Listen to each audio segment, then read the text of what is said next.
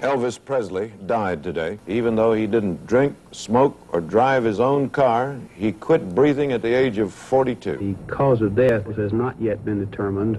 When a celebrity dies of a drug overdose from prescription drugs, it attracts the scrutiny of worldwide media.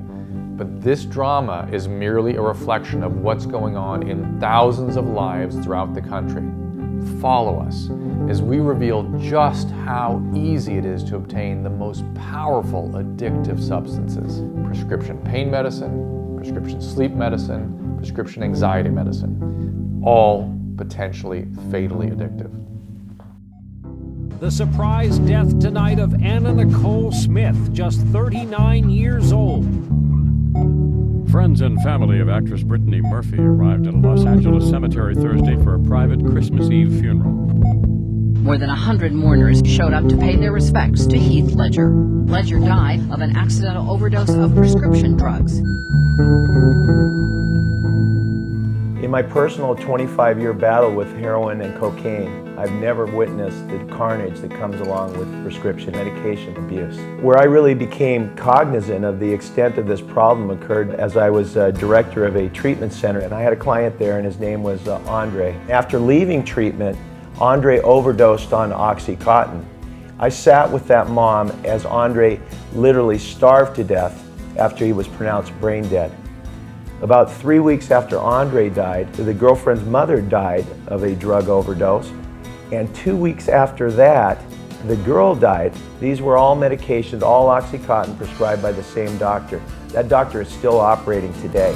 That's unacceptable.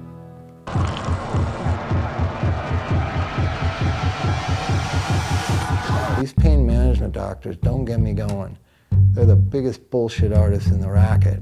Let me tell you how a pain management doctor goes about diagnosing somebody. So how you feeling? Oh, my back hurts. Really, on a scale of 1 to 10, how bad is it? 10. Oh, geez, I'm the expert. I was an illicit drug user, and I was labeled a drug addict because I was addicted to drugs. I don't see what the difference is if somebody's addicted to oxycodone through their doctor. If they're addicted to drugs, the definition of drug addict. I'm 49 years old, and I broke my back when I was 23. I don't get to live pain-free.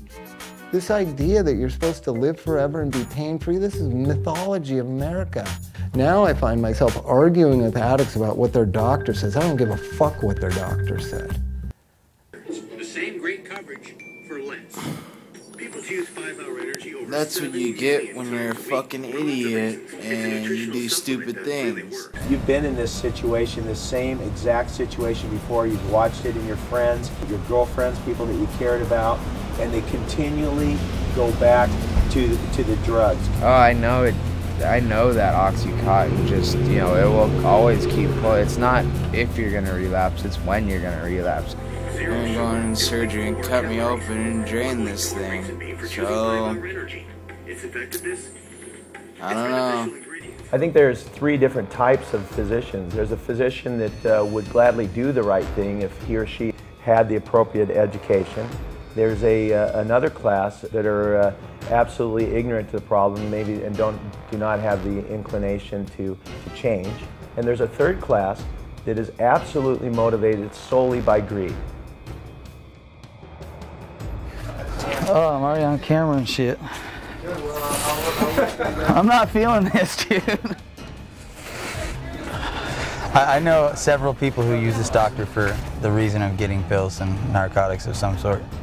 You go in there paying $300, he writes you like 80 to 150, 80 milligram OxyContin, and you pay him the cash. He doesn't accept insurance. There's virtually no difference between that doctor and a common drug dealer. I mean, you're telling the guy what you want, why you want it. He's trying to front as a regular doctor, like, you know, I have ADD, so I take Adderall, so it's like, hey, I need Adderall. He charged me $200 minimum. Hey, and by the way, don't come out of this goddamn thing with a goddamn Adderall prescription stuffed up your ass, because I'll find it.